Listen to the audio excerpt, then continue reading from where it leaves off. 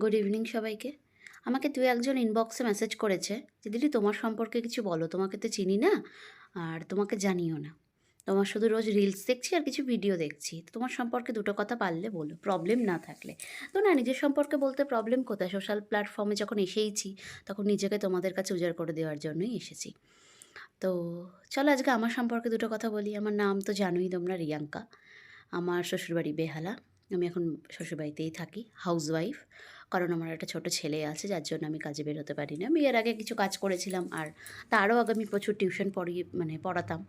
তো এখানে আমি সেরকম কোনো সুযোগই পাইনি বলে কিছুই করিনি। তো রিসেন্টলি আমার মনে হলো কিছু করা দরকার এবং একটু সময় যখন হাতে পাচ্ছি সময়টাকে নষ্ট না করে কাজে লাগাই। তাই এই প্ল্যাটফর্মটা, আমার নিজস্ব বাড়ি হচ্ছে ডাকঘর মহেশতলা। তো সেখানে আমি থাকিনি ছোটো দিয়েই আমি থেকেছি বেহালায়, অর্থাৎ আমার মামার বাড়ি দিদার কাছে।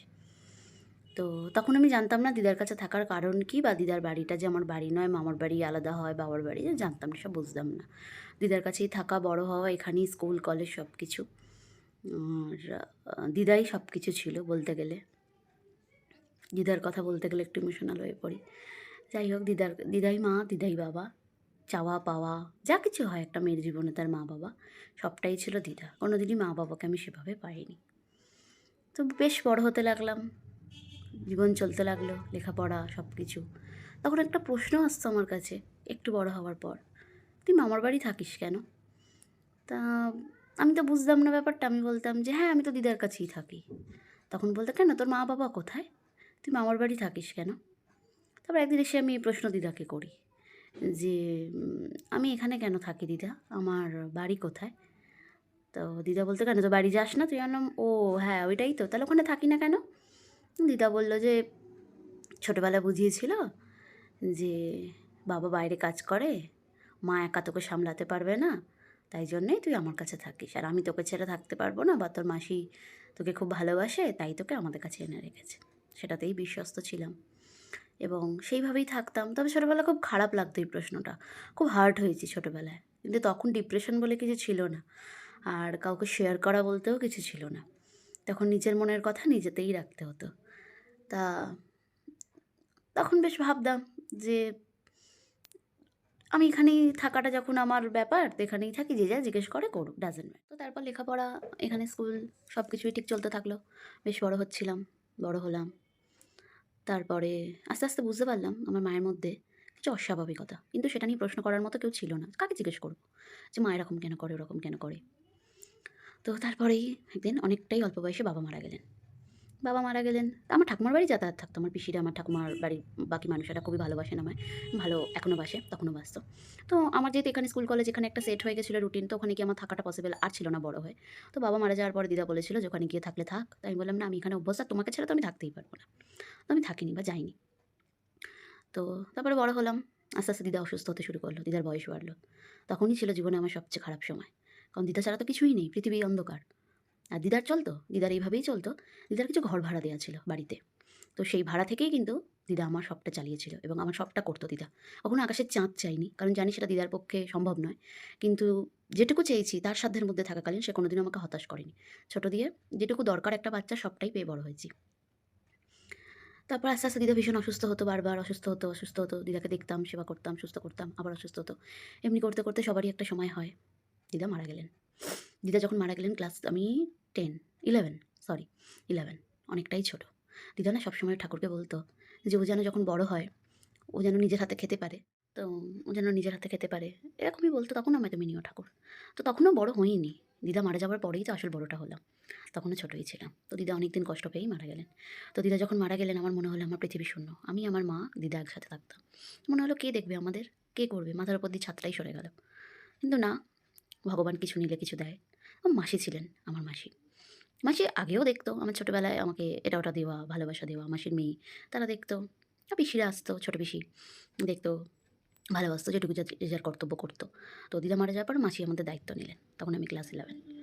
তো মাসি দায়িত্ব নিলেন। তখন মনে হলো না চলো ঠিক আছে, মাথার উপর একটা ছাদ পেলাম, নতুন ছাদ।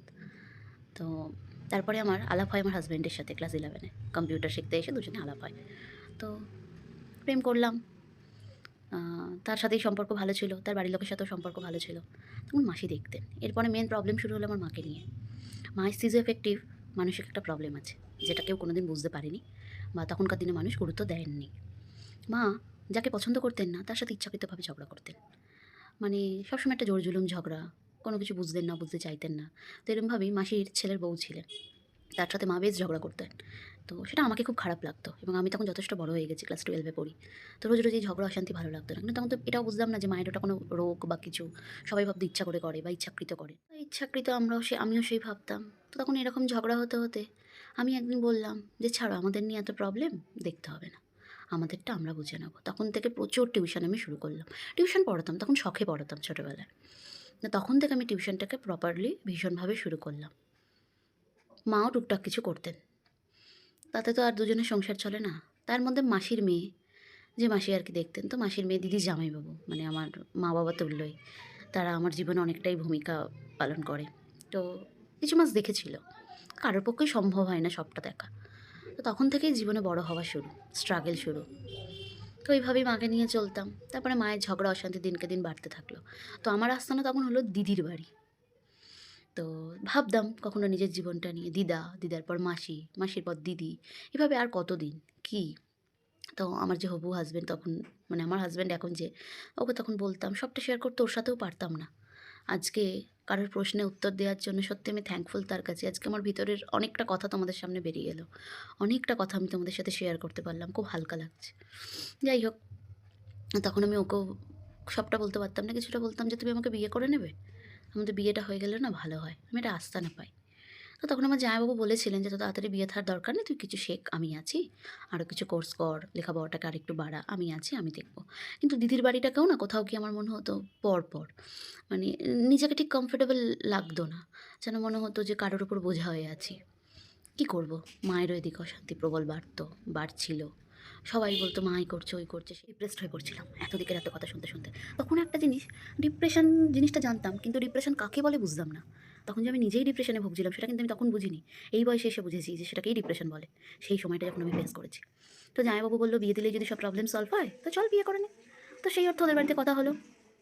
ওরা বিয়ের জন্য রাজি হলেন। তো বিয়ে হয়ে গেল। বিয়ের পর শ্বশুরবাড়িতে এসে মাথার উপর একটা ছাদ পেলাম। মনে হলো এটা বেশ শক্ত ছাদ। এই ছাদটাকে ধরেই আঁকড়ে আমাকে থাকতে হবে। জীবনে কটা ছাদ চেঞ্জ হলো। দিদা, মাসি, দিদি, হাসব্যান্ড। তো এখনো অবধি আমি লাকিলি হাসব্যান্ডের বাড়িতেই খুব সুখে আছি, ভালো আছি এবং আমার জীবনের মানে যত অসম্পূর্ণ আশা বলে সব কিছু পূরণ হয়েছে আমার এই শ্বশুরবাড়িতে। মানে আমি কিছু না পেলে যে মানুষ কিছু পায় তার প্রমাণ হচ্ছে আমার শ্বশুরবাড়ি। সত্যি আমি জীবনে অনেক স্ট্রাগল করেছি, অনেক কিছু পাইনি। তার সব কিছুর মধ্যে আমি একটা জিনিস পেয়েছি, আমার শ্বশুরবাড়ি। ভীষণ লাকি আমার শাশুড়ি হাসব্যান্ডকে নিয়ে। মানে এরকম পাওয়া ভাগ্যের ব্যাপার। মা পায়নি কখনো সেইভাবে ছোটো দিয়ে, মানে মা তো সেরকম বুঝতো না। সেই মা না পাওয়ার দুঃখটা দূর করেছে আমার শাশুড়ি মা। এখনও শরীর খারাপ হলে যেটা দিদা করতো ছোটোবেলায় বিছানায় এসে খাইয়ে দিয়ে যাওয়া, সেটা আমার শাশুড়ি মা এখন আমার সাথে করে। ইনফ্যাক্ট আমার মাও এখন আমার কাছেই থাকে। মাকে নিয়ে পরে একদিন অন্য ভিডিওতে মায়ের প্রসঙ্গটা তুলে ধরবো। আজকে আমার জীবনের কথা বলছি। তো এখন একটা ছোট্ট ছেলে আছে। এই শ্বশুর বাড়িতে আছি। হ্যাপিলি ম্যারিড, ভালো আছি। জীবনের অনেক কঠিন সময় পেরোতে আজকে এই জায়গাটায় আছি। তো ভালো আছি। তো আজকে এতটুকুই থাক। পুরো কথা যদি আমার বলতে যাই তো বিশাল বড় ভিডিওটা হয়ে যাবে। আর বন্ধুরা তোমরাও বোর হবে, দেখতে ভালো লাগবে না। পার্টে দেখো। এটা পার্ট 1 নয় থাকলো। সেকেন্ড পার্ট মাকে নিয়ে কিছু বলবো। তারপরে দেখা যাক না। চেনো না একটু আমায়। একটু পাশে থেকো, সাপোর্ট করো। এটুকুই তোমাদের কাছে বলা। আর একটা জিনিস চাই আমি সোশ্যাল মিডিয়ায়, ভীষণ ভালোবাসা। কারণ ছোটো দিয়ে খুব একাকিত্বে ভুগেছি তো। সবসময় মনে হয়েছে সবাই কর্তব্য করেছে। এটা আমার মনে হতো। ভালোবাসতো সবাই। আমার মনে হতো সবাই আমায় কর্তব্য করছে। ফর্মালিটিস করছে আমার সাথে। একটা আন্তরিকতা, ভালোবাসা বা একটা নিজের মা-বাবার কাছে যে জোর-জুলুম হয় সেটা কখনো আমি করতে পারিনি। হ্যাঁ, সেটা আমি আমার হাসব্যান্ডের কাছে কিন্তু করি। ওর কাছে আমার সব কিছু। জিদ, বায়না, আবদার সবটাই। তো তোমাদের কাছে আমার এটুকু চাওয়া, তোমরা আমার ভিডিও দেখে আর কিছু দিও না দিও। তোমরা আমাকে ভীষণ ভালোবাসা দিও। ভীষণ ভালোবাসার কাঙাল আমি। তো চাই তোমাদের থেকে যেন এতটা ভালোবাসা পাই, জীবনের সব না পাওয়া যেন আমার পূরণ হয়ে যায়। আজ এতটুকুই, এর চেয়ে বেশি বলতে গেলে আমি পারছি না। তো আমি সেকেন্ড পার্টে অবশ্যই বাকিটা শেয়ার করব। সবাই ভিডিওটা দেখো, ভালো লেগে থাকলে একটা লাইক শেয়ার করো। রাধে। Good night.